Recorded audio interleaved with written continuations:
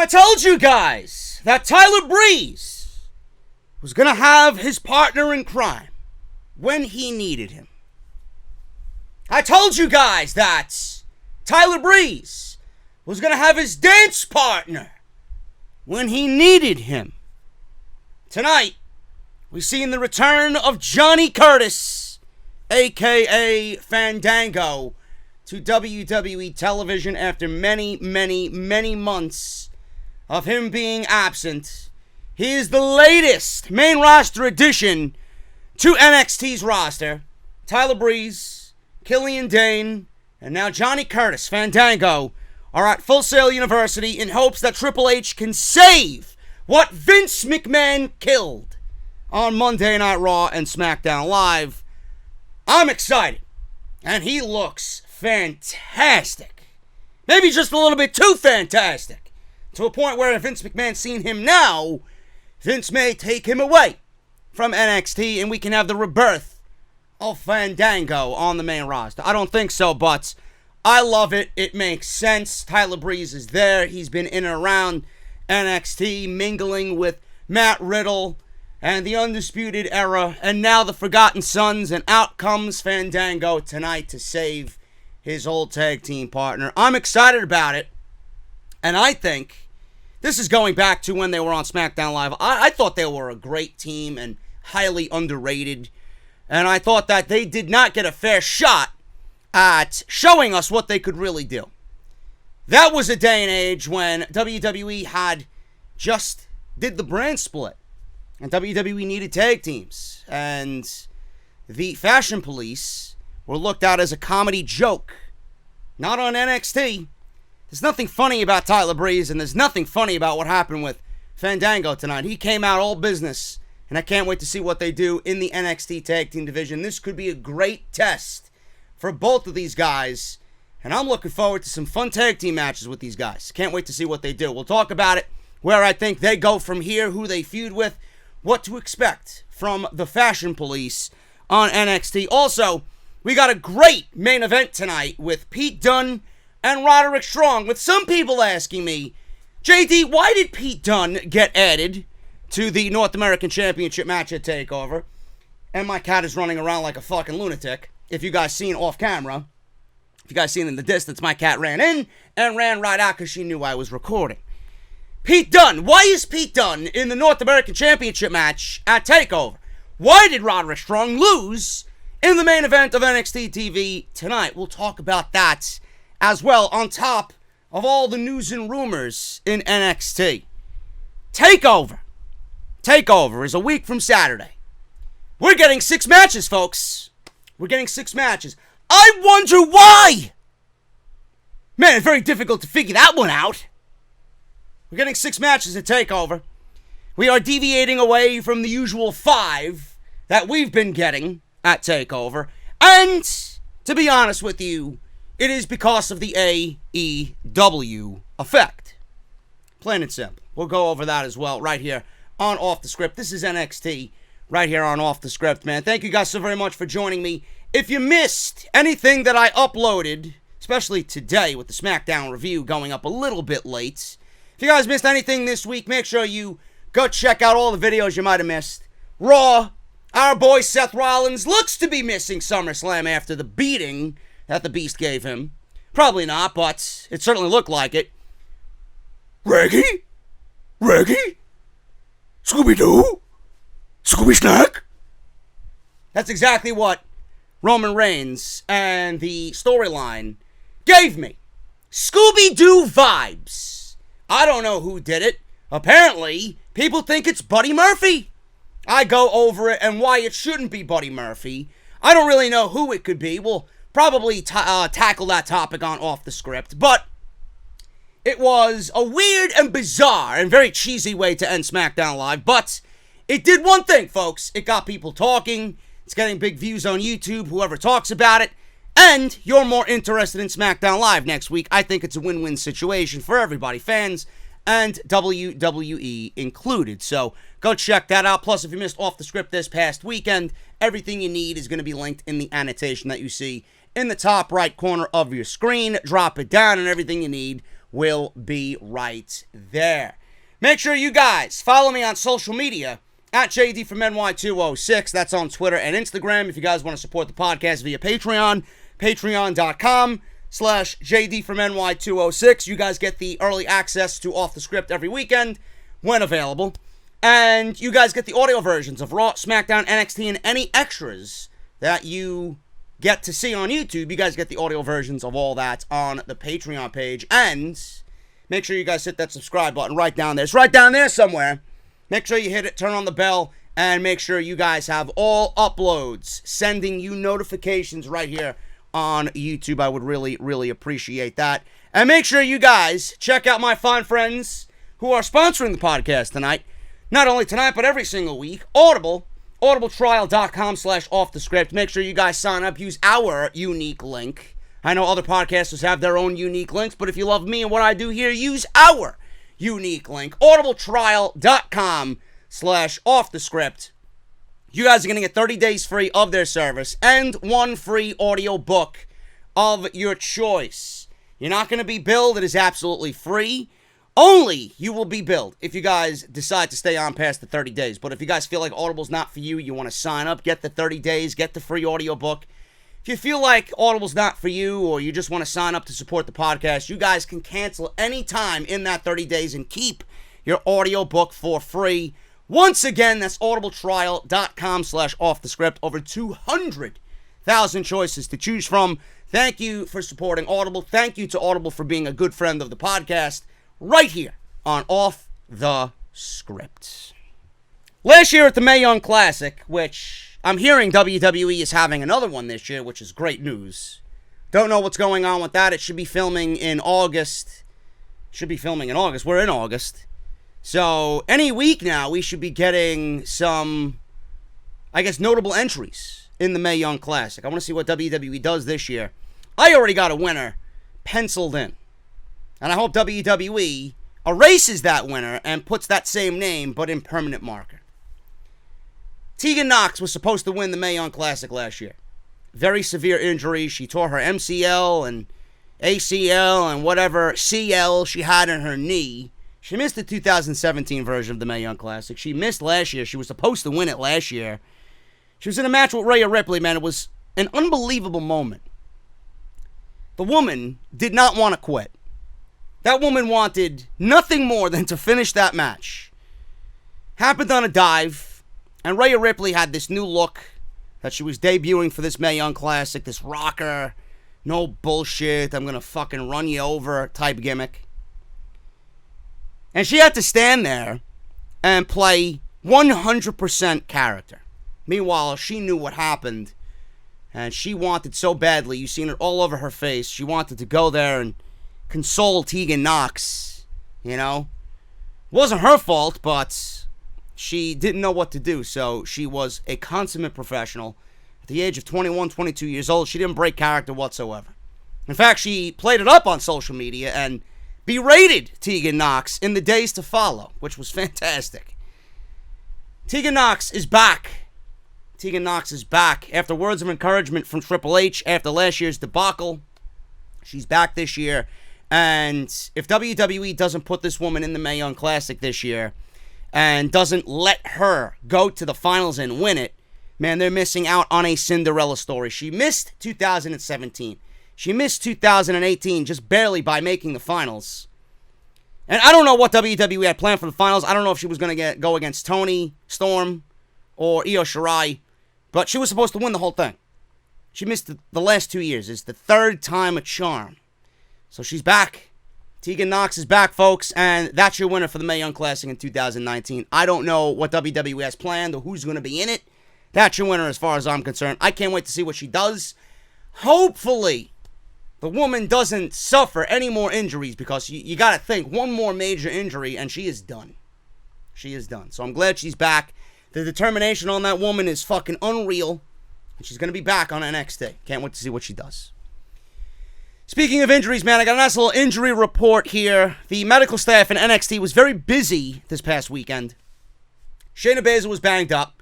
Nothing serious. She's going to be a takeover. She's going to defend the title, the women's title, against Mia Yim. Not something I'm really looking forward to, but Shayna Baszler is about to get demoted to the main roster. Lucky her. Now she has to deal with Vince McMahon after dealing with Triple H for 2 years. How unfortunate. I pray to God that Shayna Baszler is treated like a beast on the main roster. But Paul Heyman is a huge fan of Shayna Baszler, so at least she has that going for her. She did not compete on Friday. She was given the whole weekend off. The brand was in Columbia, Missouri at a house show. She will be okay. We got about a week and some days before TakeOver. She will be ready to go against Mia Yim. Riddick Moss broke his nose. He's not going to miss any action, but it can't be good that he broke his nose. He's probably going to have to be wearing a face mask. I like Riddick Moss, man. I loved him and Tino Sabatelli. I think they were awesome. And WWE, especially in NXT, could use more tag teams. But we haven't seen Tino Sabatelli yet. I don't think Tino Sabatelli is going to make it back to television, honestly. We haven't heard a goddamn word about Tino Sabatelli, but I think he's pretty good. He's pretty good. When he's got Mandy Rose to wake up to every morning, he's doing just fine. Don't worry about Tino Sabatelli.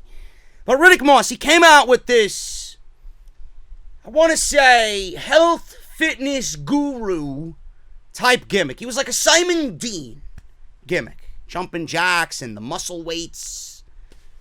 And he had like a massager in the ring. Last time we seen him, he lost to Raul Mendoza. Don't know what that meant, but clearly WWE didn't have any direction for Riddick Moss.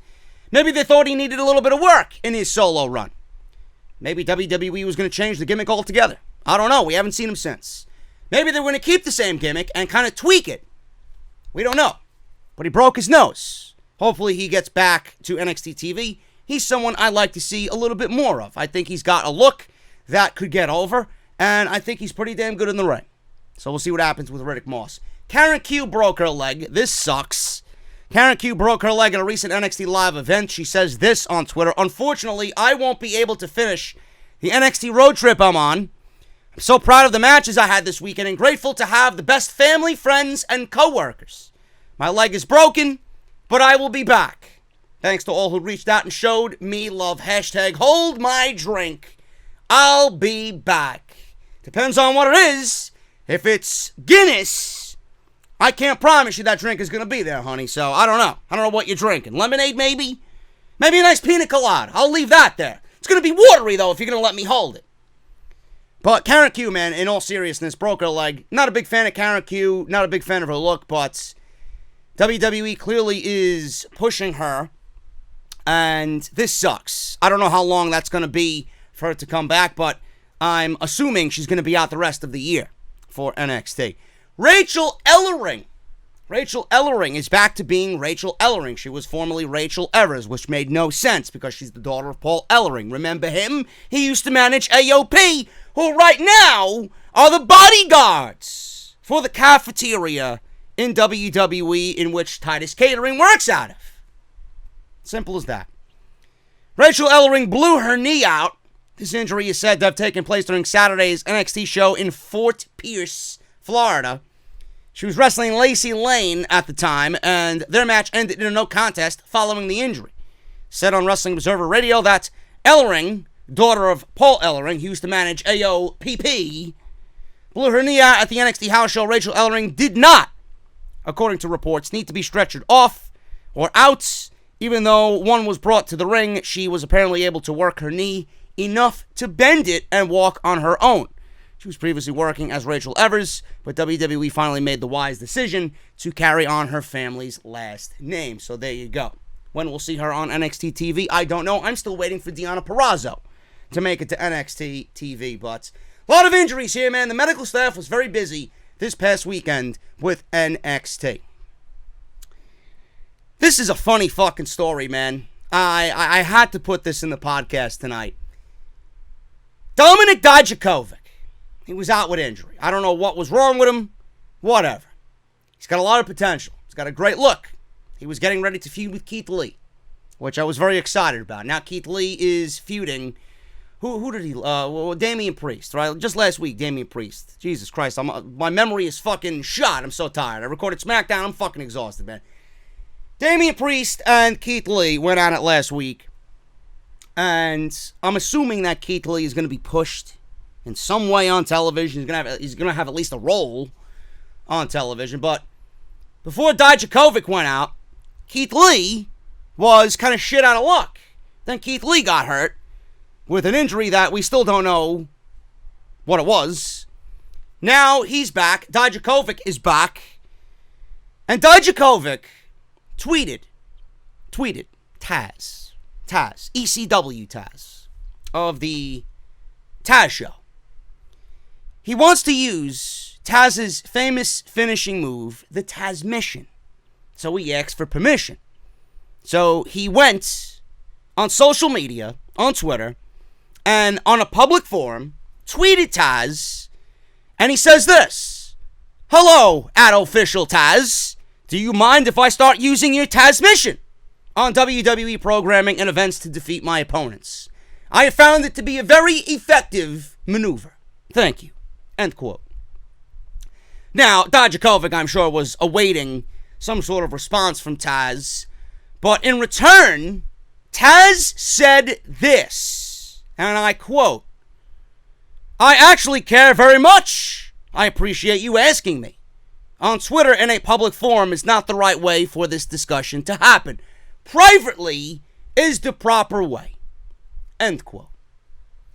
Now, Taz then, as of today I read it, Taz tweeted out that he and Dijakovic spoke privately, and he has bestowed the Taz Mission on Dominik Dijakovic. So there you go. And Dijakovic is back. He was at one of the house shows recently, and someone filmed him using the Taz Mission. So I'm guessing that he's going to be using it going forward. Unless Vince McMahon steps in and says, "That's not good shit." Because apparently Vince McMahon wants to put an end to WWE superstars using Legends finishing moves. Now, Vince McMahon has reportedly put a stop to current stars using Legends finishing moves, according to Brad Shepard. This came in after Dominik Dijakovic, because Vince McMahon knows who Dominik Dijakovic is, I'm sure. Dijakovic has repeatedly asked Taz for the permission to use the Taz Mission.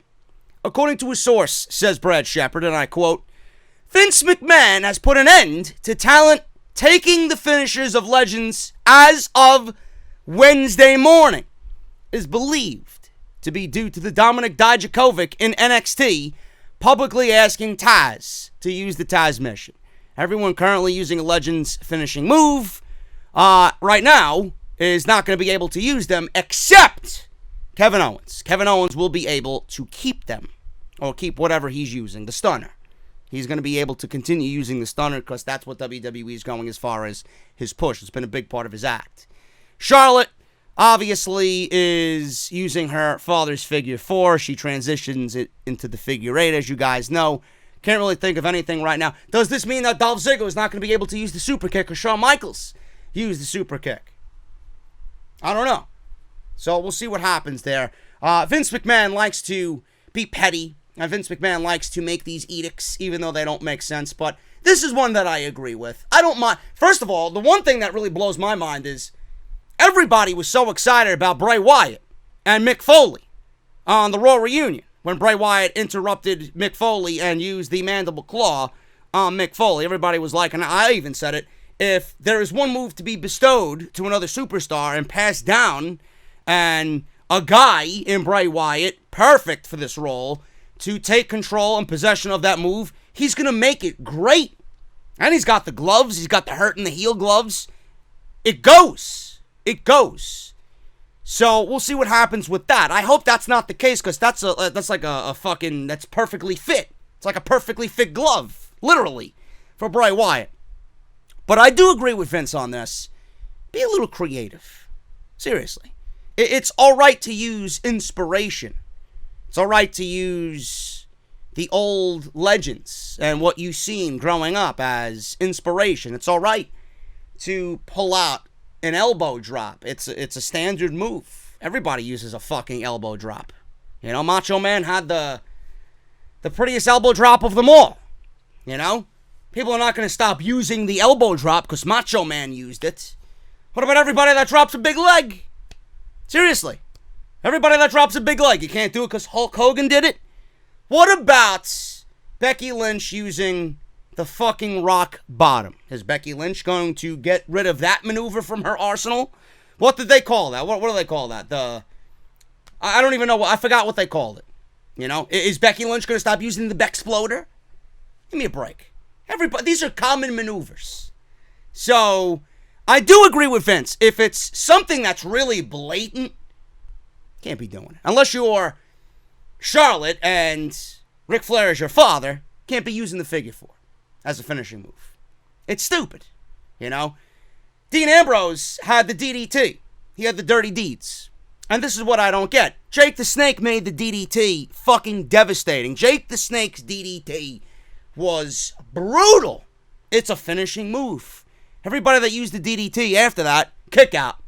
The DDT was nothing more than a fucking setup move. It was just used in a match. Meanwhile, Jake the Snake was finishing people off with the DDT. I remember John Cena used the stunner. He used that springboard stunner. Stone Cold even made a public comment.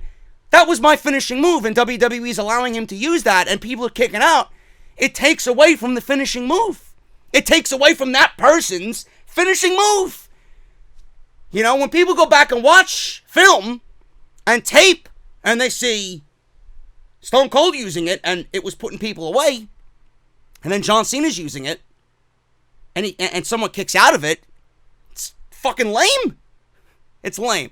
That's why I'm glad, you know, Kevin Owens and Stone Cold have come to an agreement. He's bestowed the stunner on Kevin Owens. That doesn't mean he's the next Stone Cold, but nobody's kicked out of Kevin Owens stunning it, which is great.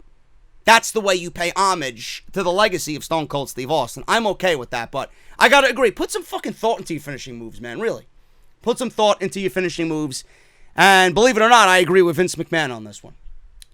Triple H. Triple H is continuously trying to create, folks. We know this. Triple H creates, Vince kills. Triple H and WWE officials meet with officials in Japan. WWE is planning on making moves in a couple of major markets, according to the Wrestling Observer newsletter. During the recent WWE tour of Japan, Triple H met with officials from Japanese promotions Dragon Gate and Stardom on behalf of WWE. WWE and Triple H are scouting Sari Fujimura of the Diana promotion. Don't know who this is, but apparently Triple H has eyes on her. It was also added that a major target for WWE is Australia, as has been highlighted by the recent signings of Bronson Reed, a.k.a. Jonah Rock, who we've seen tonight, and Team 3.0. Don't know who's in Team 3.0, but they're in NXT, and they're making the house show circuit. Clearly, WWE is in competition with AEW, so expect WWE to bring in some of the biggest stars from these certain areas, and maybe even future, to venture off into creating brands of NXT in Australia. I heard rumors of NXT Canada, NXT India. It's called TakeOver for a reason, folks. It's not some cool name that they came up with. Triple H named it TakeOver for one specific reason, because WWE is looking to take over every major wrestling market in the world. And now with AEW, you know for a fact that his vision and his wants and needs and desires are going to be amplified just a little bit.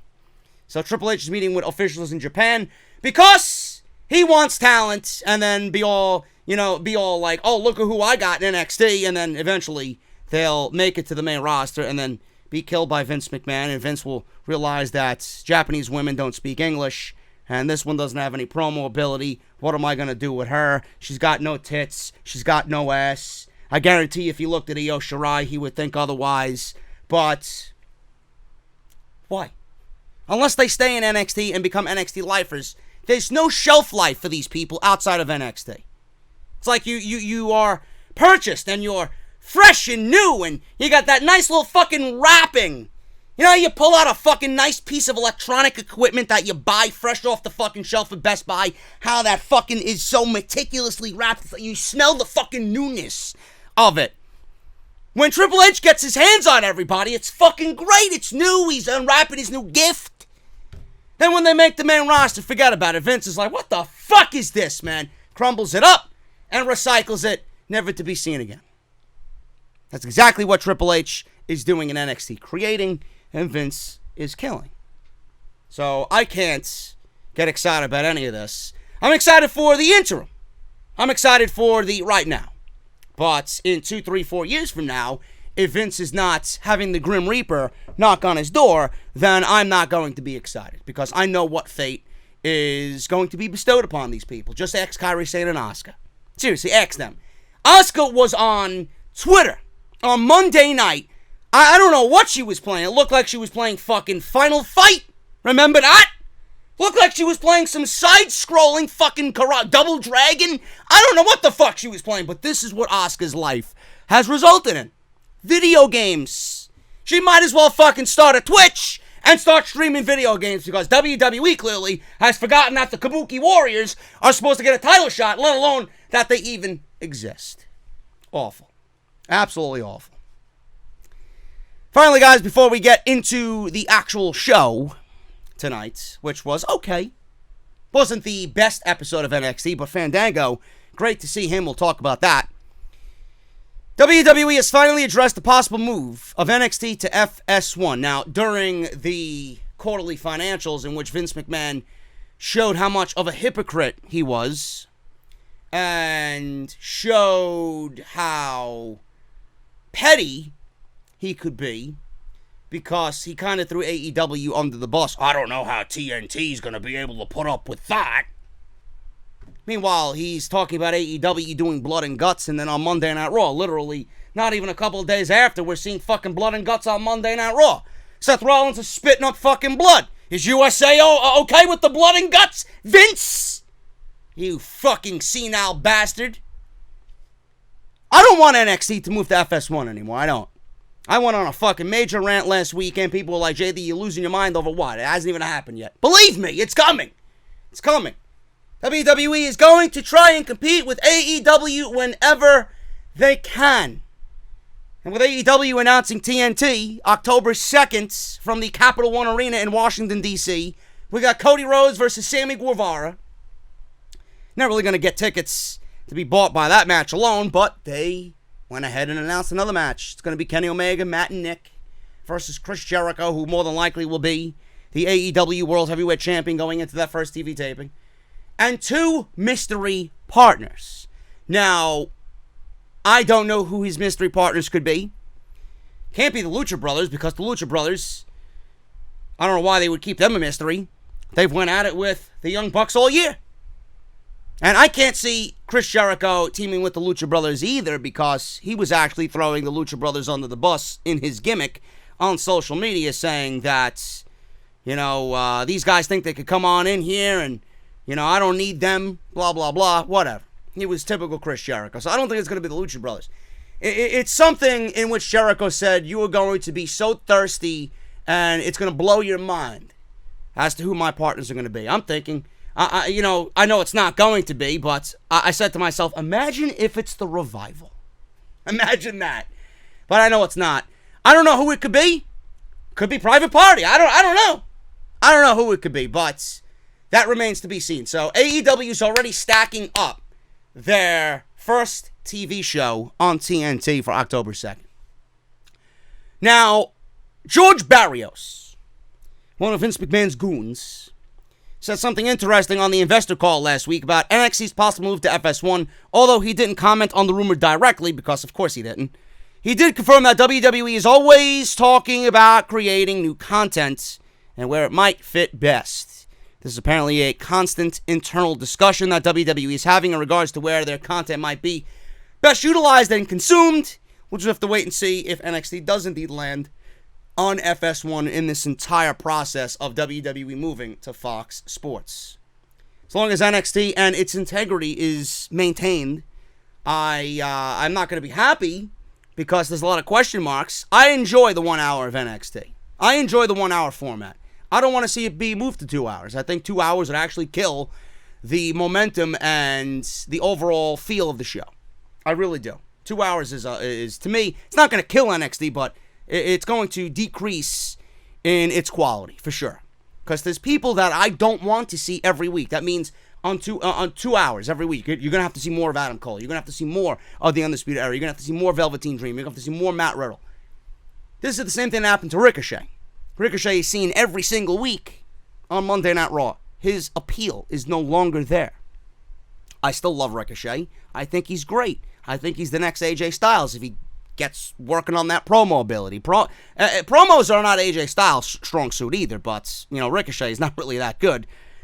But I don't want to see the current crop of NXT guys every single week. That means I'd have to see more Ciampa and more Johnny. They thrive in small doses. Their roster is so vast that you're going to blow through everything very quickly. And we're going to start getting slowly but surely rinse and repeat. Is NXT going live? We don't know. If they're going to compete directly with AEW, why would you watch an NXT tape show when you can watch AEW live only to go back and watch NXT taped on demand? If NXT is going to be live, that's what's going to drive the viewers to watch NXT. People know NXT. There's a lot of different variables in this situation. But it's being done because of AEW. It's the AEW effect, folks. It's the AEW effect. And it's spanning into TakeOver. Triple H is not going to directly mention AEW or anything with the Elite. He's going to let his actions speak for him. He's going to let TakeOver speak for him. They added a 6 match to TakeOver. Candice LeRae and Io Shirai are getting a TakeOver match. Great. That makes 6 matches for TakeOver. NXT title, NXT Tag Team titles, NXT North American Championship. You got the NXT Women's Championship, the Breakout Tournament Finals, which is Grimes versus ACH, Jordan Miles, and Io versus Candice. 6 matches. That's great. Awesome. Why are they deviating away from the generic and typical 5 that we get? Quality over quantity. Triple H is adding a 6th. That's the most he'll add. I don't mind. Normally, anyway, when we watch these shows and it ends after 2 hours, 2 hours and 15 minutes, whatever, we're like, man, I could watch another 45 minutes of this shit. They're doing it because they want to set the tone for the entire month. AEW is happening on the 31st. NXT Takeover is the first event of August. It's a loaded month with NXT Takeover UK, SummerSlam, AEW, whatever else is going on. New Japan, the G1 Finals are going to be taking place. NXT wants to set the tone. Triple H is loading that show up for a particular reason, folks. You might not think it might be bullshit. You might be saying, oh, JD, you're out of your fucking mind. NXT has had the 5-match format for how long on TakeOver? Now you're adding a 6-match in this month, conveniently when AEW has what could be and what should be the biggest wrestling show of the entire year. It's not by chance, folks. It's not by coincidence. Triple H is doing this because he knows what he has to do. Triple H is setting himself up to be the best show of the month. And he's going to be. I don't give a shit who shows up at All Out. TakeOver Toronto is going to be the best show of the month. Normally, when AEW has their shows and NXT is competing with AEW, I'm going with NXT. Nobody does it better than NXT. They have everything. Everything. That is a perfect fucking show. That's why it boggles my mind when people watch SmackDown and Raw. Raw was a 9 this week. The fuck are you watching? No show is a 9. Think logically. Was the last TakeOver that you seen a fucking 9? I wouldn't vote it a 9. 8.5. The lowest I'd go is an 8. NXT TakeOver New York was brilliant. Brilliant. That's a 9. A 9.5. Monday Night Raw was a 9? If TakeOver New York was a 9, 9.5, Raw was a 3. Give me a break, folks. Start engaging your fucking ratings and rankings a little bit more logically, please. TakeOver 6 matches. We're getting Io and Candice at TakeOver Toronto. We're going to hit the show, guys. Quickly, I want to shout out my boy Salrex. Make sure you guys hit him up. Everybody that's not a copycat JD, everybody that has New York in their name, everybody that has some fucking 2-letter initials that wants to be me, but you can't, I'd like to say thank you, he says, to everybody who has reached out so far in need of my services. OTS and I wish you the very best in your personal projects. Remember to be true and original. You get that? Clowns.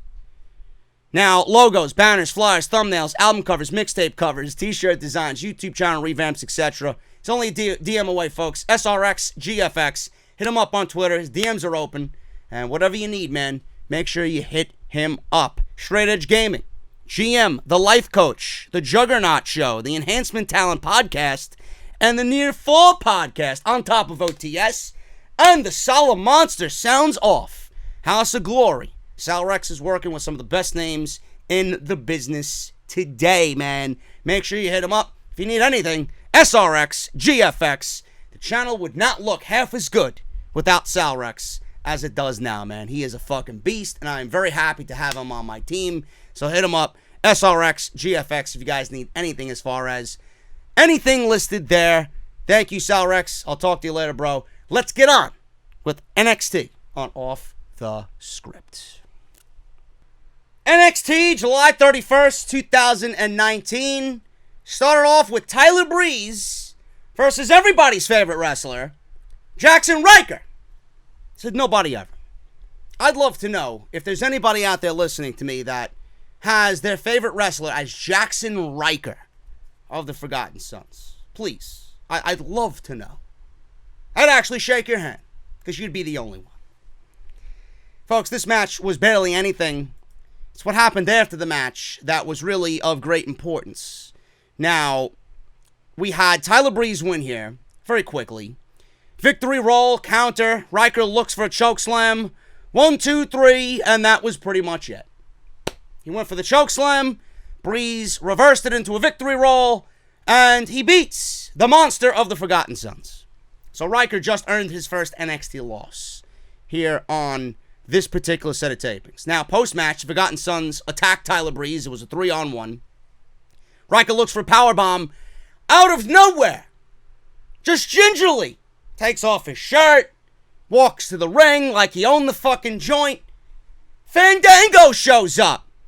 He jumps in the ring, dumps all three members out to the floor. Cutler tries to get back in. Double super kick.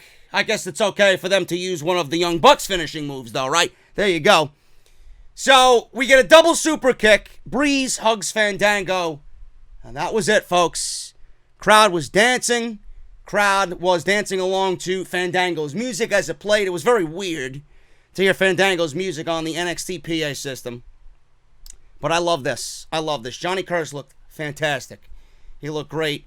This is another quality tag team that is getting added to the NXT Tag Team division, which I would assume is going to be missing the Street Profits after TakeOver Toronto, because I think they're going to be making them a permanent thing on Monday Night Raw. I don't know why they're on Monday Night Raw and you wouldn't. I mean, I don't see them beating the Undisputed Era. So this is a nice substitute to have replace them in the tag team division. I think these guys, to get their feet wet with the Forgotten Sons, is a nice feud. I think them in the Undisputed Era could really turn some heads. And it's amazing how we've had Tyler Breeze, Killian Dane, and Fandango return to NXT to have Triple H, Papa H, resuscitate their dead careers because Vince McMahon found no interest in anybody like these three guys. It's sad. The Fashion Police had all the talent in the world, all the potential in the world, and WWE seen them as nothing more than a comedy act. Their skits were funny for a week or two. After a month, they were not funny anymore. And WWE just took it and beat it over the head with a fucking baseball bat, and it wasn't funny anymore. WWE lost interest in it. It just didn't keep my interest either. Because you've seen them go from really funny and creative to, just let me put this on TV and get another 5 minutes on SmackDown Live. And then they made it into a YouTube thing, and that didn't go anywhere. Tyler Breeze was too good to be stuck in this shit gimmick. Now he's Tyler Breeze. He's Prince Pretty again. Fandango. You know, he's not going to come out with the fucking rose in his mouth. He's not going to be fucking tangoing himself down to the fucking ring. This is Fandango. Fandango, Johnny Curtis was interviewed on his way back on the WWE PC channel on YouTube. He said it himself. I don't know what is about to come my way, but all I know is I'd like to dive into a more serious character. And the fact that they're pairing them together is telling, because Tyler Breeze is not like he was on the main roster. Fandango is not going to be presented like the Vince McMahon comedy act that he was on the main roster. This is going to be a more serious tag team, which should have been the case on SmackDown Live when they battled the Usos. They should have had a run with the tag team titles on SmackDown Live. In a day and age where tag team wrestling was dead, still is dead, but even more dead during that time period. I love this. I absolutely love this. I don't want NXT to be the main roster landfill. I don't think Vince is going to go for that, because how does it look if Vince kills these guys and does nothing with them, but then Triple H, like this, finds something to do with them easily? It's amazing. It's not going to be very good for Vince, and Vince is not going to have it sit well with his ego. He's not going to allow it to be happening. But how would it look if Vince did nothing with these guys and they were failures in his hands, and Triple H is doing everything to correct Vince McMahon's mistakes? Not going to look good. But I think it's great. I actually love the fact that Triple H is making his father-in-law look like a fool. But this is great, and he looks fantastic. I can't wait to see what they do. I really can't wait to see what they do. We may get this match at TakeOver, but during the pre-show, we may see this on the next time we see NXT after TakeOver Toronto. I'm interested. I love tag team wrestling. These guys are a quality duo, and they could add a lot to NXT right now, especially with the tag team division kind of in its current state, with the War Raiders being called up and they're not doing anything on the main roster, and then the Street Profits probably being called up. There's nobody down there. You got Fandango. You got Tyler Breeze as a duo. You got the Undisputed Era. You got Oney Lorcan and Danny Burch. You could use some of the Imperium guys. I love Eichner and Bartel. They are fantastic. You got the Forgotten Sons. You know? Maybe they do Riddick Moss and Sabatelli again. I don't know. I'm hearing that NXT is about to make a major signing as far as tag teams go. I'll leave it for your imagination, but we'll see. Should be imminent. So we'll see what happens there. But this is a great move. But again, I don't want NXT to be the WWE main roster landfill, because the more you do this, the more spots you're taking for a main roster guy. Everybody thought that, or an NXT guy. But Tyler Breeze is now with Fandango. They're in a division that could desperately use them, so it's okay. Killian Dane, he ain't going to really do much of anything. He's not taking a spot from anybody. I think that was necessary for him on the main roster. This is, just like that one, a great move, and it makes NXT that much better. Cameron Grimes versus Bronson Reed, semifinal match of the NXT Breakout Tournament. This one really didn't do anything for me. There was a few people in this tournament that I really, really, really enjoyed, and Bronson Reed was not one of them. I just don't find anything appealing about him. Cameron Grimes, the former Trevor Lee, great look. He's very good in the ring. He's in the finals against Jordan Miles, ACH. Those two guys I really enjoyed. Garza Jr. was fantastic. Shane Strickland, Isaiah Scott was fantastic. Dexter Loomis was fucking crazy. So there were some guys in this tournament that I really liked. But the guys that I liked really are not there in the finals. Isaiah Scott, not there in the finals. Dexter Loomis didn't even advance to the second round. We got fucking Jordan Miles and Cameron Grimes in the finals. I hope Toronto treats them the way that they should be treated, because nobody gave a shit about this match. Nobody really cared about this match at all at this particular set of NXT tapings. Grimes wins with a leaping double stomp, goes for a cover, 1, 2, 3. Again, nothing of note here. It was pretty academic as to who was going to win this match. They're going to put Jordan Miles against the same guy that is, I would say, someone who has a name coming into this thing. Trevor Lee had a name from Impact. They're going to go with the more notable name, which makes me wonder why they didn't go with Isaiah Scott, because he was in Lucha Underground and he was an MLW World Champion. ACH, I don't think really had any championships to his name, and Isaiah Scott was, I think, more of a bigger name than Jordan Miles was, which, like I said, makes me wonder why they didn't go with him and ACH in the finals, or, you know, Isaiah Scott and Cameron Grimes in the finals? I don't know. So it makes me wonder there, but Cameron Grimes is going on to the finals, and this match is taking place at TakeOver Toronto, and I'm going with Trevor Lee. I think he's going to win it. I think Cameron Grimes is going to win this thing, and ACH is going to put on a good showing because he's got the backing of Shawn Michaels. Shawn Michaels actually was interviewed, and he is one of those guys that Michaels named as someone to look out for as far as the future of NXT goes. So it's going to be very interesting, and it should be a good match. Like I said, hopefully Toronto gives them the proper respect that match deserves and makes it a really, really, really fun final. We got Matt Riddle. He was in the gym, leaving the gym. He was asked about Killian Dane. Riddle says to make an impact, why not fight him face-to-face instead of attacking him from behind, bro? So we're getting that match next week. So Matt Riddle versus Killian Dane is happening next week on NXT. Shayna Baszler, she heads to the ring. Can I add that I love Shayna Baszler even more now? She was wearing a Slayer shirt. Not the biggest Slayer fan, but you got to show appreciation, man. Shayna Baszler heads to the ring. She is never in a good mood, which is great. And she will be even in a worse mood when she gets drafted to Monday Night Raw. She grabs the microphone and tells Mia Yim about being a professional fighter and not attacking people from behind like they're in the street. This is the biggest match of her career. And Shayna Baszler says she'll be putting Yim to sleep because street rats don't survive very long in my world. Before she can continue, Mia Yim comes out. She sarcastically says, hey, Shayna, where are your friends? Where is Jessamine Duke? Where's Marina? Yim says, games recognizes games. And says, Baszler can't train for someone like her. Baszler says, under the bright lights, everyone will see Yim is nothing more than street trash. Baszler held up the title. The two talk some trash away from the microphone, and Baszler actually heads out of the ring with not one punch being thrown. Pretty interesting there. And it's more interesting that these two are roommates, housemates, and they're fighting over the NXT Women's title.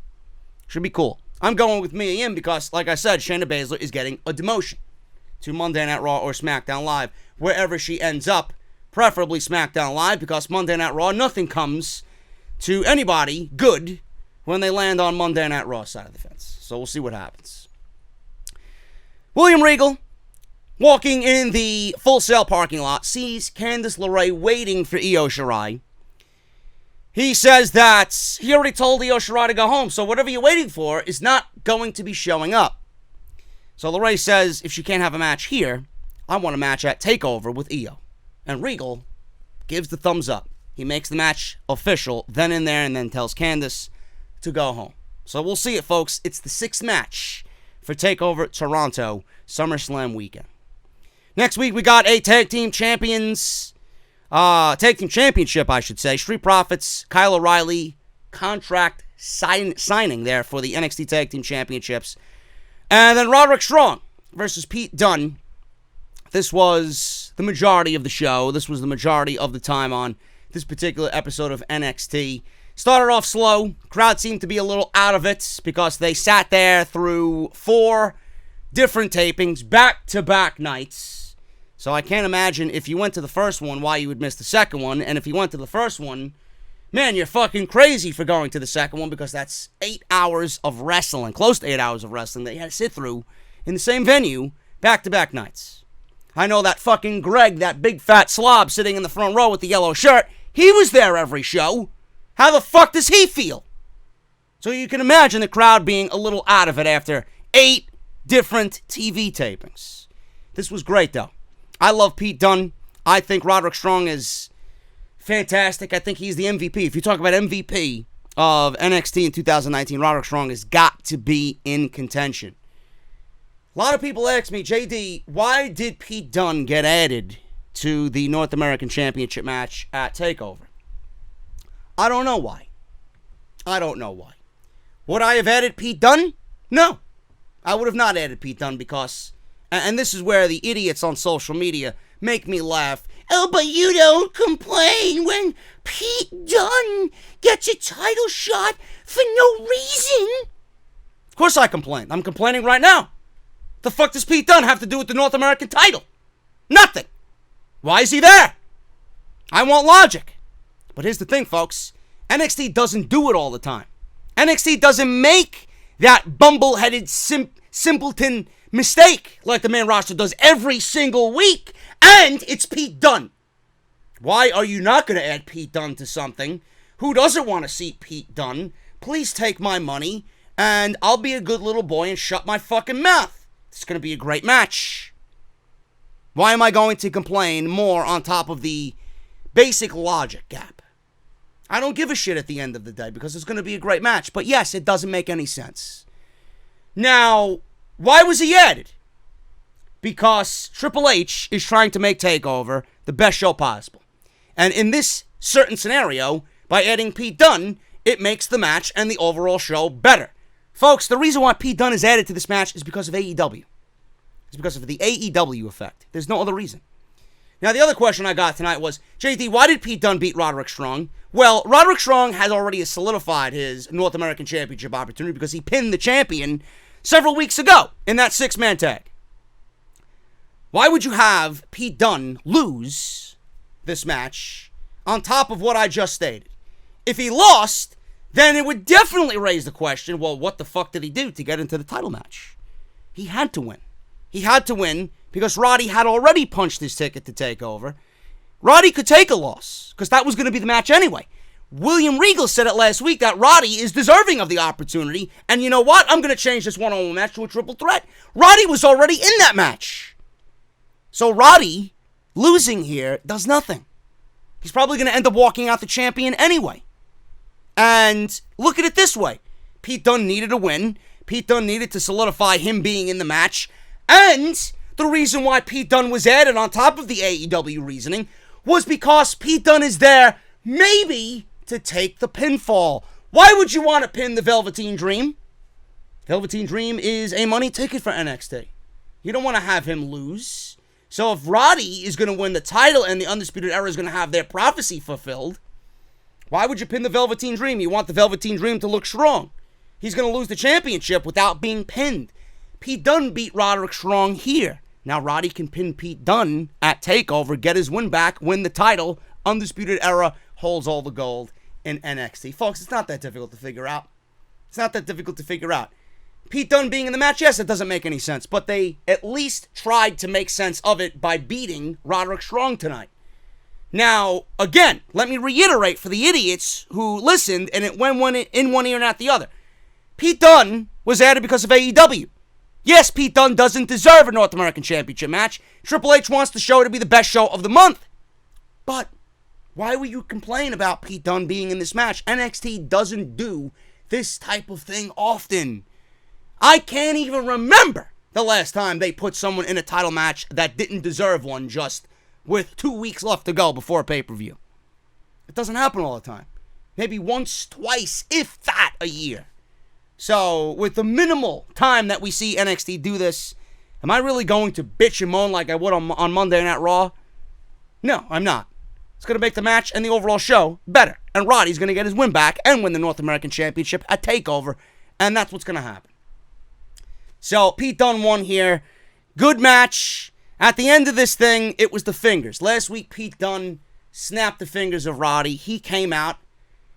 And I say attention to detail, folks. Roddy did his entrance on the ramp. He's standing on the stage. He's gingerly shaking his fingers because of Pete Dunne snapping his fingers. The fingers came into play here because it really was a part of the ending. Dunne goes for sunset flip powerbomb. Ends up dropping Strong on his knees. Strong, back up, hits a Tiger Driver. Goes right into a stronghold submission. Dunne twists Strong's hand and throws a bunch of up kicks and knees. Dunne locks in a triangle submission, rolls up top, snaps the fingers, twists Strong's bad hand, the one that was injured last week, and Strong ends up tapping out because Pete Dunne's bending Roderick Strong's fingers back. The joint manipulation makes me cringe every single time. And folks, the attention to detail from last week came into play this week. Roddy's going to win at TakeOver. Don't worry. Don't worry. It's not that serious of an issue. I'm getting out of here, folks. Thank you guys so very much. By the way, at the end of the match, the Velveteen Dream did come out, and he was looking to smash the North American title over Pete Dunne's head from behind. Dunne turned around just in time, the Dream smiling. He wanted to backtrack. Strong yells at both of them, saying that that title is going to be his at TakeOver. Dream then does his pose, and then Dunn says, fuck this, and snaps his fingers and gives him a devastating, bitter end as NXT went off the air. Can't wait for TakeOver. Decent episode of NXT, but TakeOver's already set, so there's not much more that needs to go into these shows. And normally with these NXT shows, the show before the go-home show and then the go-home show, there really isn't much as far as content goes because NXT has done such a great job at building what they need to over the past 6 to 7 weeks that the last couple weeks really don't matter. And I can't really complain about that because everything NXT does is quality anyway, and I'm expecting one of the best shows of the entire year on August 10th. Thank you guys so very much, man. I'm getting out of here. If you missed SmackDown Live, I uploaded it earlier. We're almost at 20,000 views, which is fucking crazy for me uploading the podcast much later than I usually do. And I was at House of Glory yesterday. We were filming for the High Intensity show next Friday. So that's the reason why that didn't get uploaded. But if you missed it, it is live on the channel right now. Go and check it out. Link is in the annotation that you see in the top right corner, along with Monday Night Raw and Off the Script 284, man. Thank you guys so very much. Subscribe down below. Hit that thumbs up. Let me know what you guys think of NXT. Let me know what you guys think of the Pete Dunne situation, Roderick Strong. Do you think I'm right on that? Do you think Roddy's going to win the title, or do you think Dream is going to retain the championship at TakeOver Toronto? I will see you guys maybe tomorrow with an extra, depending on how I feel. And if not, I'll see you guys right back here on 285 of Off the Script for Friday. Until then, guys, thank you so much. Again, subscribe, hit that thumbs up, turn on the bell. I'll see you guys potentially tomorrow, and if not, Friday for Off the Script. Have a good night, guys. We'll talk to you later.